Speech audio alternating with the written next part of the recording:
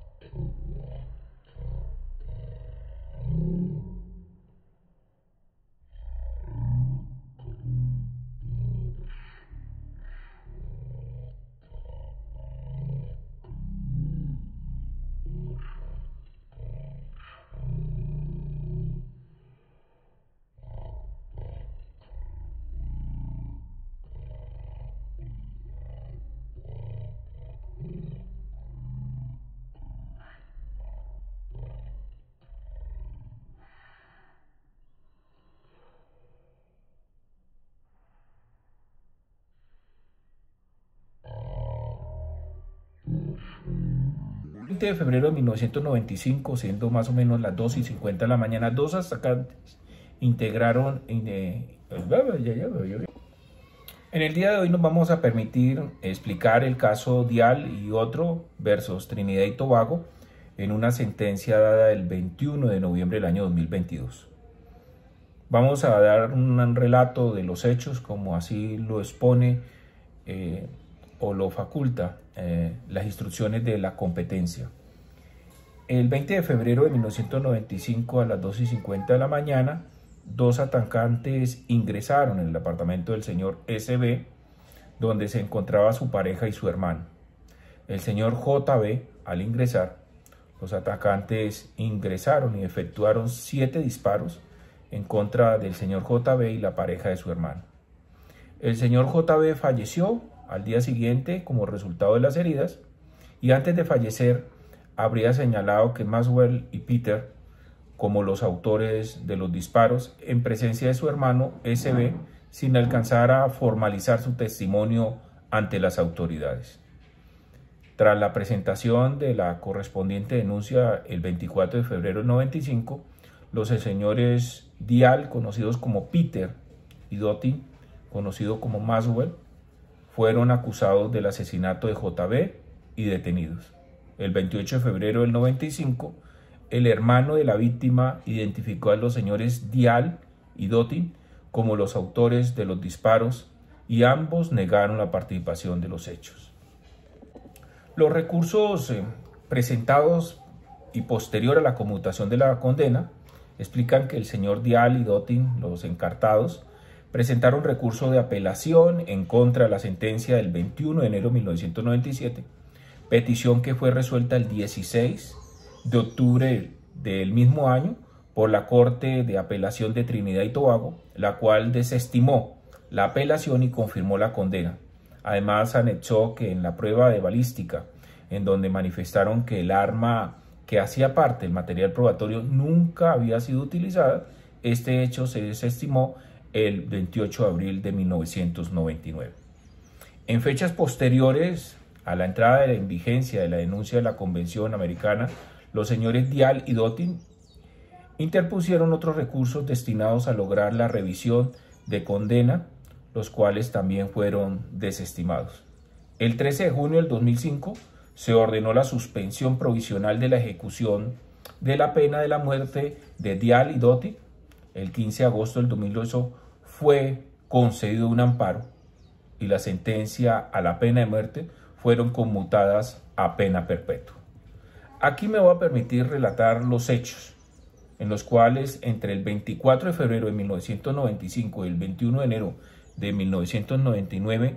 tiempo en el cual los encartados estuvieron privados de la libertad en una celda en España, la cual medía aproximadamente entre 3 y 2.40 metros, junto a otros detenidos cuyo número osciló entre 8 a 11 personas. Luego fueron trasladados a la cárcel de Golden Grove, lugar donde las condiciones no mejoraron, todo lo contrario, puesto que el señor Dottin, en esta celda donde se señala, solo había una cama y 5 reclusos. Es decir, que muchos de ellos dormían en el suelo, además contaban con una pobre ventilación, poca luz solar y también luces artificiales que permanecían encendidas debido a la seguridad. Aunado a esto, los centros penitenciarios no contaban con los espacios adecuados para el aseo, el ejercicio o la recreación. En la prisión de Puerto España, los detenidos solo contaban con una media hora diaria para desayunar, ducharse y ejercitarse. En Golden Grove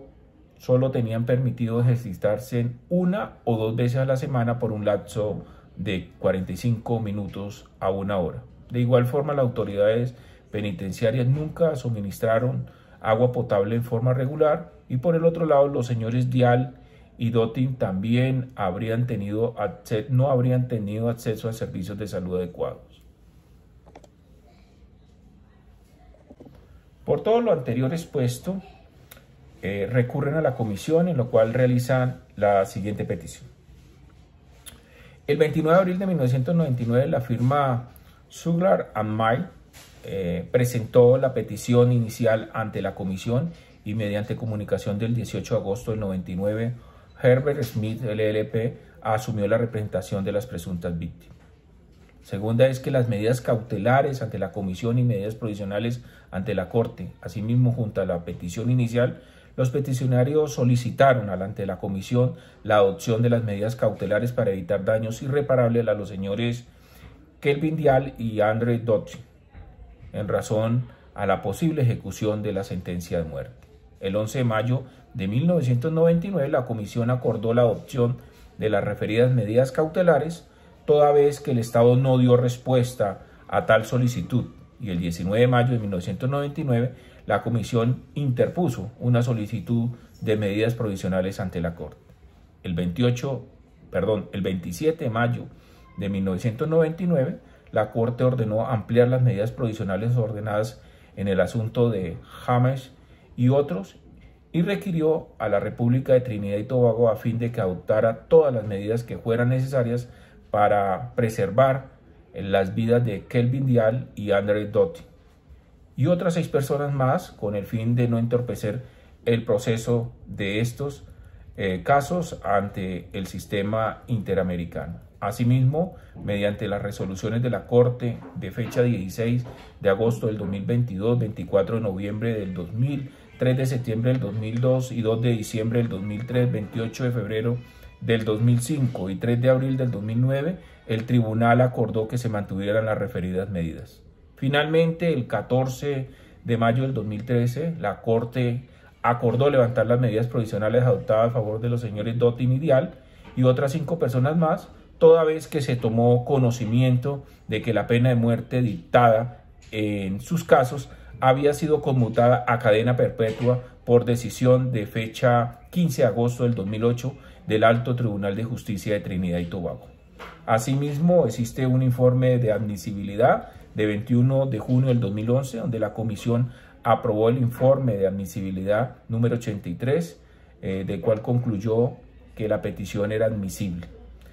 En sometimiento de la Corte, el 23 de junio del 2021, la Comisión sometió a la jurisdicción de la Corte Interamericana los hechos y las conductas violatorias de los derechos descritos en el informe de fondo ocurrido el 28 de mayo del 91 y el 26 de mayo del 99, cuando la Convención Americana estaba vigente para Trinidad y Tobago, ante la necesidad de la obtención de justicia y reparación.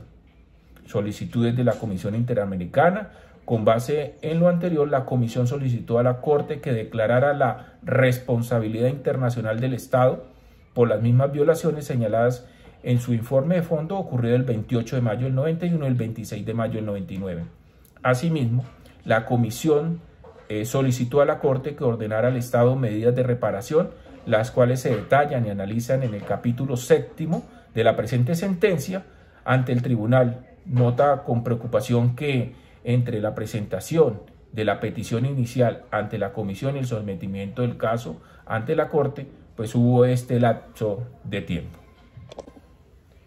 Frente al procedimiento de la Corte, inicialmente notificaron a los representantes y al Estado seguidamente el 20 de diciembre del 2021. Los representantes presentaron ante la Corte su escrito de solicitudes, argumentos y pruebas. En adelante llamaremos escrito de solicitudes y argumentos,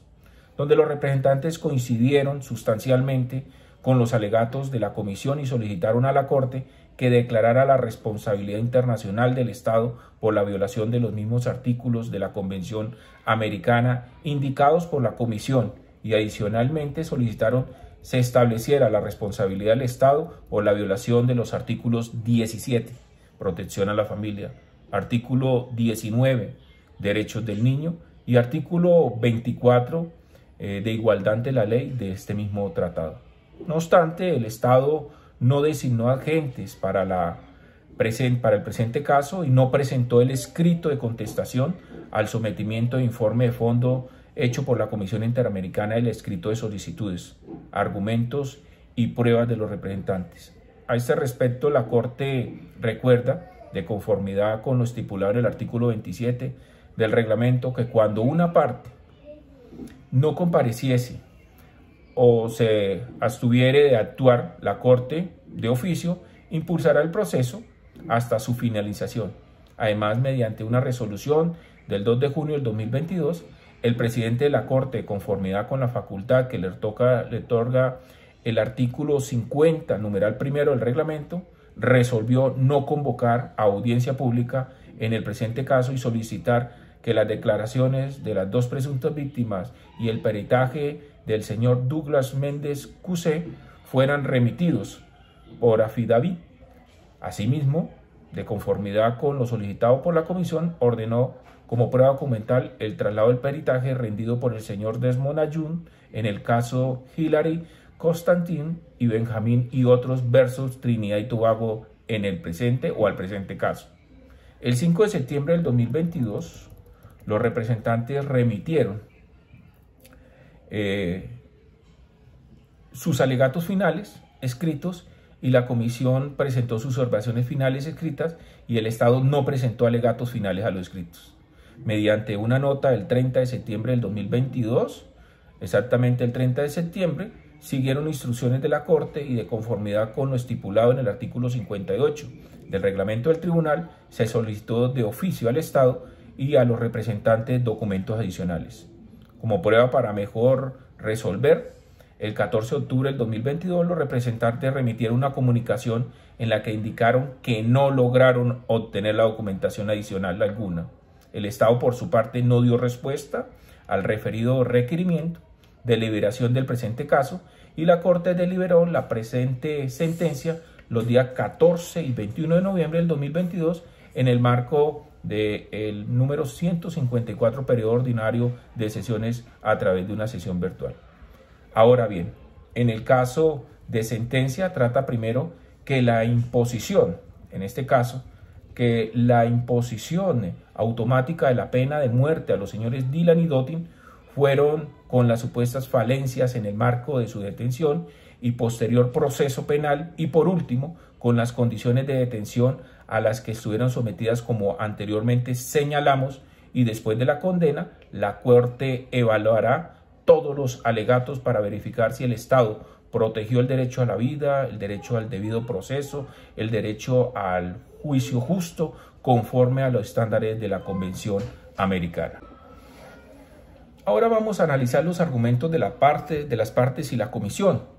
La Comisión argumentó que conforme a la jurisprudencia constante de la Corte, la imposición obligatoria de la pena de muerte sin la oportunidad de alegar ni considerar circunstancias atenuantes al momento de la determinación de la pena es contraria a la Convención Americana y la Declaración Americana, pues viola la prohibición de la privación arbitraria de la vida establecida en los artículos 4, numeral primero, el artículo 4, numeral segundo de la Convención Americana. Además, resaltó que la condena a pena de muerte fue dictada en febrero de 1997, cuando la Convención Americana todavía estaba en vigor para Trinidad y Tobago, y la Comisión alegó que lo anterior viola las obligaciones del Estado conforme a los artículos 4.1, 4.2, 5.2, 8.1 y 25 de la Convención Americana. Seguido a esto, en cuanto al proceso judicial contra los señores Dial y Doty, la Comisión alegó que este careció de un análisis serio de las inconsistencias de las pruebas aportadas, la cual violó el derecho a la presunción de inocencia, a un juicio justo y en particular del derecho a obtener una sentencia motivada conforme a los artículos 8, numeral primero y segundo de la Convención Americana. Añadido a esto, alegó que el tiempo transcurrido entre la detención efectuada el 21 de febrero del 95 y el inicio del juicio el 15 de enero de 1997, pues violó el derecho a ser juzgado en un plazo razonable establecido en los artículos 7, numeral quinto y el artículo 8, numeral primero de la Convención Americana. Y por último, la Comisión alegó que la imposición de la pena de muerte obligatoria se vio agravada por las condiciones de detención a las que estuvieron sometidos los señores Dial y Doty en el llamado corredor de la muerte, las cuales violaron los artículos 5, numeral primero de la Convención Americana. Este artículo se refiere al derecho a la integridad personal y su numeral primero es que toda persona tiene derecho a que se respete su integridad física, psíquica y moral. En cuanto a las partes o a la parte de los representantes, también alegaron que la imposición de la pena de muerte obligatoria era contraria a la Convención Americana, tal y como lo ha indicado la Corte en los casos Hillary, Constantine y otros versus Trinidad y Tobago, Benjamín y otros versus Trinidad y Tobago, entre otros, señalaron que el presente caso viola los artículos 2, 4, numeral primero y numeral segundo y numeral sexto de la Convención Americana, así como también la consideración de la negativa inicial del Estado a conmutar las penas constituyó una violación que se encuentran establecidos en el artículo 4, numeral 2, 6 y el artículo 25 de la Convención Americana. En lo que respecta al debido proceso, los representantes dictaron de que no se les fue notificado con detalle los delitos imputados, tampoco se les respetó el principio de la presunción de inocencia y no fueron defendidos por un abogado de su elección, en contraposición a lo dictado en el artículo 8 de la Convención Americana, artículo 8 que converge o señala específicamente las garantías judiciales. Y por otra parte, el Estado no hizo parte de este proceso y por ende no se pronunció ante los alegatos de la Comisión y los representantes. Ahora veamos las consideraciones de la Corte. La Corte ya se pronunció en este caso o en un caso análogo. Se tiene que toda persona condenada de asesinato sufrirá la muerte. Y tenemos el caso de Hillary Constantine y Benjamín versus Trinidad y Tobago. Por tanto, como él presenta, caso tuvo lugar en 1997, la Corte partirá de este mismo análisis como un precedente. Así, la Corte destaca que la pena de muerte solo puede ser usada en contadas ocasiones, como los delitos más grandes expuestos en el artículo 4, numeral segundo, y que de todos modos se excluye de modo absoluto su aplicación por delitos políticos o delitos comunes conexos a los políticos expuestos en el artículo 4, numeral 4. Ahora bien, El tribunal observa que el artículo 4 de la Ley de los Delitos contra la Persona de Trinidad y Tobago, tal como estaba redactado, tenía como efecto someter a los acusados del delito de asesinato a procesos penales en los cuales no se consideraban en ninguna instancia las circunstancias particulares del delito y del acusado,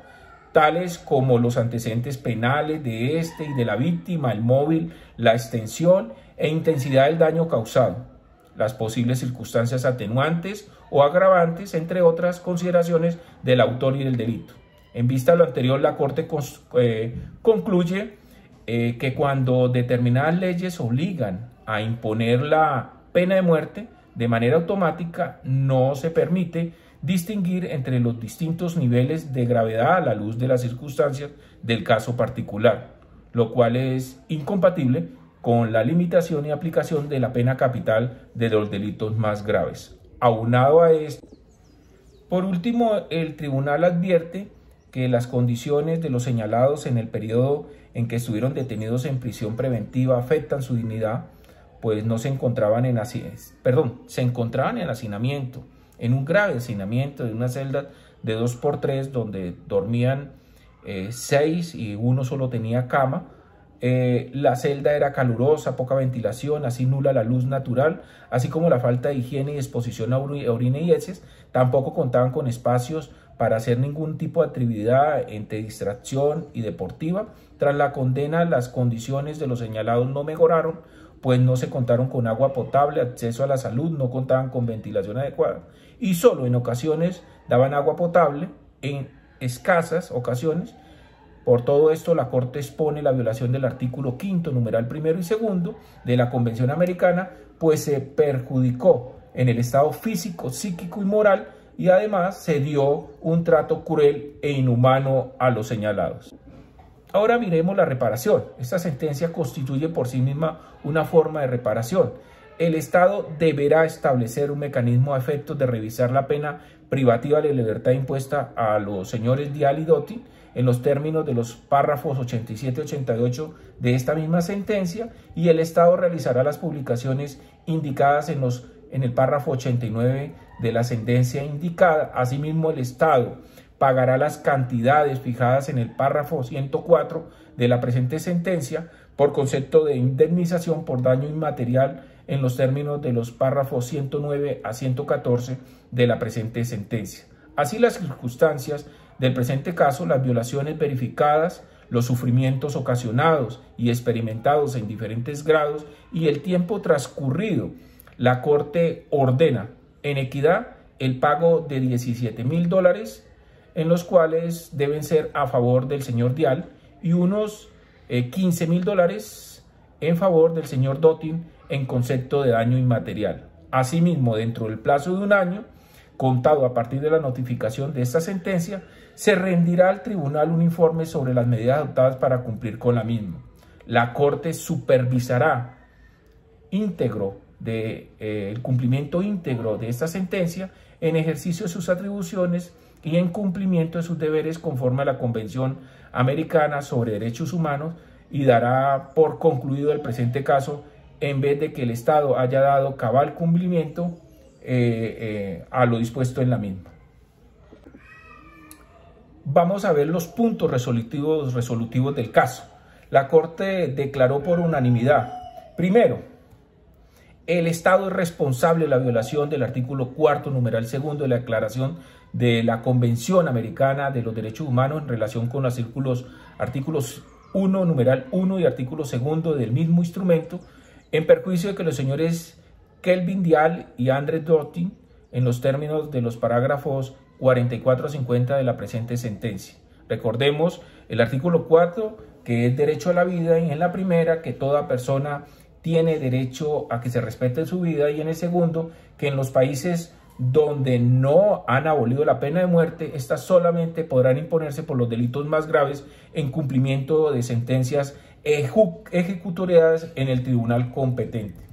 Segundo, el Estado es responsable de la violación del artículo 7º, numeral cuarto de la Convención Americana de los Derechos Humanos en relación al artículo primero, numeral primero del mismo instrumento, en perjuicio de que los señores Kelvin, Dial y Andre Dottin, en los términos de los parágrafos 51 al 53 de la presente sentencia. Recordemos el artículo séptimo, el cual es derecho a la libertad personal, y el numeral cuarto, que toda persona detenida o retenida debe ser informada de las razones de su detención y notificada sin demora del cargo o cargos formulados contra ella. Tercero, el Estado es responsable por las violaciones del artículo octavo, numeral segundo, literal C, numeral 2, literal D de la Convención Americana de los Derechos Humanos en relación con el artículo primero, numeral primero del mismo instrumento, en perjuicio de los señores Kelvin, Dial y Andre Dottin. Recordemos que el artículo octavo refiere a las garantías judiciales en que toda persona inculpada de delito tiene derecho a que se presuma su inocencia mientras no se establezca legalmente su culpabilidad, y el numeral, el literal C, en concesión al inculpado del tiempo y los medios adecuados para la reparación de su defensa, asimismo el derecho del inculpado de defenderse personalmente o de ser asistido por un defensor de su elección y de comunicarse libre y privadamente con su defensor. Asimismo, el Estado es responsable por las violaciones del artículo quinto, numeral primero y segundo de la Convención Americana sobre los Derechos Humanos en relación con el artículo primero, numeral primero del mismo instrumento, en perjuicio de los señores Dial y Dottin. Artículo quinto, en el cual señala el derecho a la integridad personal. En el numeral primero, toda persona tiene derecho a que se respete su integridad física, psíquica y moral. En el numeral segundo, nadie puede ser sometido a torturas ni a penas o a tratos crueles, inhumanos o degradantes. Toda persona privada de la libertad será tratada con el respeto debido a la dignidad inherente al ser humano. Y el numeral quinto, en el cual el Estado es responsable por la violación del artículo 17 de la Convención Americana, en la cual sobre derechos humanos y en relación al artículo primero, numeral primero del mismo instrumento, en perjuicio de los señores Dial y Dottin, en los términos de los párrafos 76 a 79 de la presente sentencia, en el cual cabe recordar el artículo 17, se referencia a la protección a la familia, y el artículo primero es la obligación a respetar los derechos. Hasta aquí el análisis de la sentencia. Mi nombre es Flavio William Rosa Jurado, de la Facultad de Derecho, octavo semestre, para la asignatura dirigida por el profesor Dr. Oscar Rayo.